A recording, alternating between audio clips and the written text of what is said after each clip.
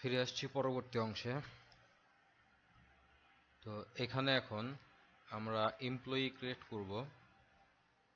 Employee মেনুতে এসে sub menu আছে, অ্যাড নিউ, চলে আসবো অ্যাড নিউতে।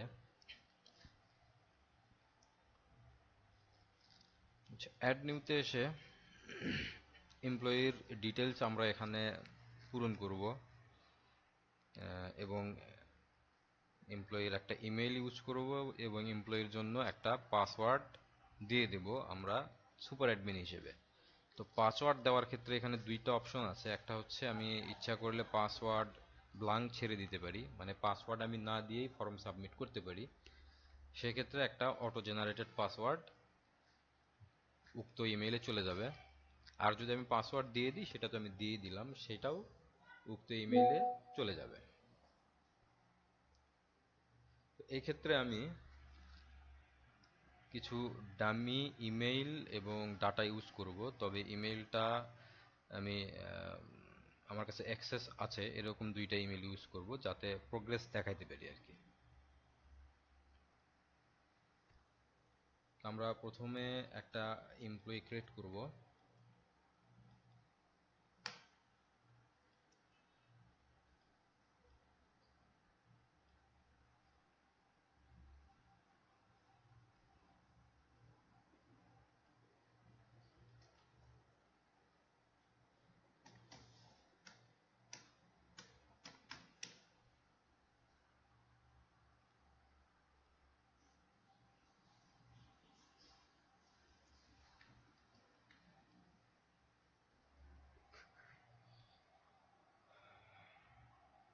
আচ্ছা, আমরা নাম, gender, date of birth, phone number দিয়েছি। এখন এমপ্লয়ির একটা ফটো আমরা আপলোড করব।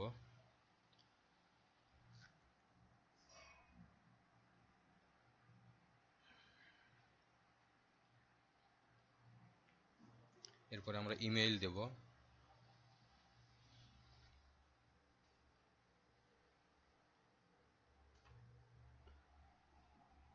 এরপর এই এমপ্লয়ির জন্য একটা পাসওয়ার্ড আমরা সেট করে দিচ্ছি। পাসওয়ার্ডটা দিচ্ছি আমি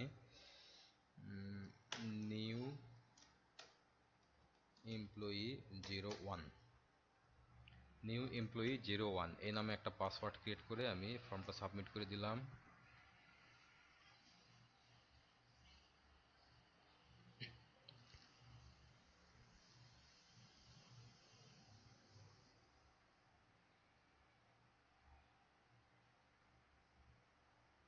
ওকে, এমপ্লয়িটা সাকসেসফুলি ক্রিয়েট হয়েছে। তো যে ইমেইলে আমরা এমপ্লয়িটা ক্রিয়েট করলাম, সেই ইমেলটাতে যদি এখন আমরা আসি, তাহলে আমরা স্টুডেন্ট ম্যানেজ থেকে একটা ইমেল পেয়েছি যেটাতে your account has been created successfully কথাটা সাবজেক্টে আমাদের একটা মেইল আসছে। এই মেইলে আমি যে পাসওয়ার্ডটা সেট করে দিয়েছিলাম সেই পাসওয়ার্ডটা এখানে চলে আসছে, যাতে এই ইউজারটাকে একটা অ্যাক্সেস আমরা দিয়েছি এটা উনি জানতে পারে এবং লগ ইন করতে পারে।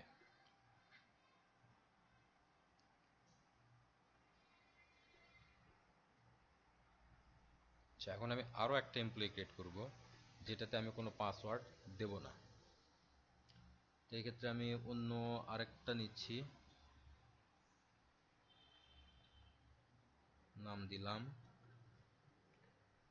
জেন্ডার দিলাম, ডেট অফ বার্থ, যদিও ডামি ডাটা, আমরা যে কোনো কিছু দিয়ে চেক করতে পারি।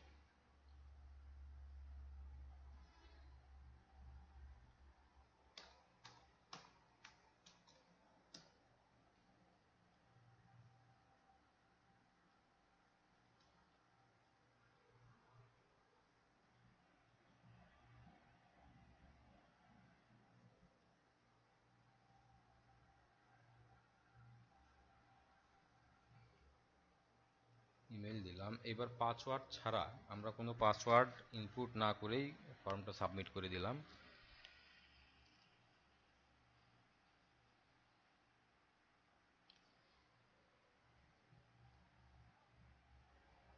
তো এমপ্লয়ি ক্রিয়েট হয়ে গেছে।